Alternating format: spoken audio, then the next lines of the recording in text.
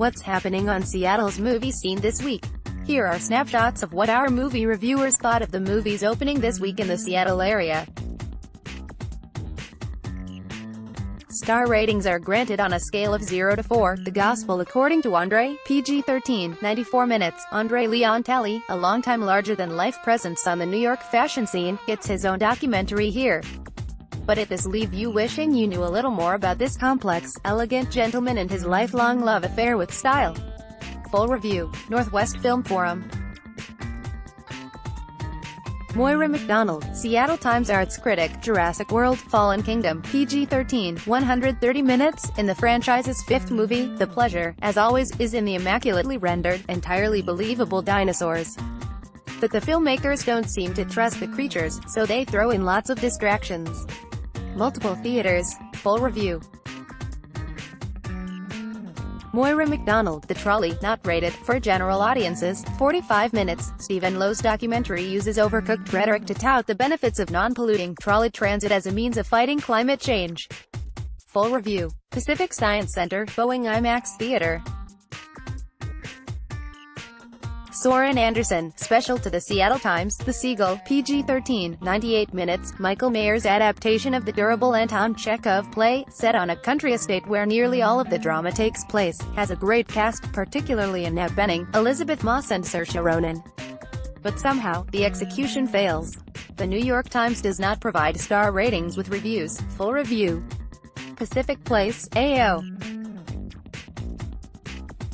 Scott, The New York Times also opening, Breath, not rated for mature audiences, 115 minutes. Surging waves, churning foam, seductively glistening bodies, this surf movie has them all. Breath, set in the 1970s, tells an appealing, familiar coming-of-age tale about an Australian boy, Pikelet, Samson Coulter, and his friend Looney, Ben Spence, who, as innocence gives way to prickly adult complication, take divergent paths. A famous surfer, Sando Simon Baker, becomes their guide in the water and beyond. Before long, he is dropping gnomic wisdom that announces the story's metaphysical ambitions and reminds you that llamas come on land and on sea. You don't need to prove anything, mate, you were there, he tells Pikelet and Looney after initiating them into the way of the wave. It's not about us, it's about you, your moment with the sea. Pikelet and Looney take these pronouncements very seriously, and so does the movie, which could have detached a little and laughed a bit more. The New York Times does not provide star ratings with reviews. SIFF Film Center. Manohla Dargis, The New York Times, Nancy, not rated for mature audiences, 87 minutes. Andrea Riseborough plays an aspiring writer and a practiced liar in Christina Cho's drama, a character study that itself possesses the narrative economy and lingering resonance of a short story. Not long after her mother dies of a stroke, Nancy sees a couple, Ellen, J. Smith Cameron, and Leo, Steve Buscemi, talking on TV about the tragedy of losing their daughter, Brooke, who was 5 when she mysteriously vanished 30 years earlier. A photo rendering of what Brooke might look like today stirs something in Nancy. The resemblance between them is striking enough that, well, you can see where this is going. Within hours of calling Ellen and claiming she might be Brooke, Nancy is in the couple's home, dining with them and spending the night.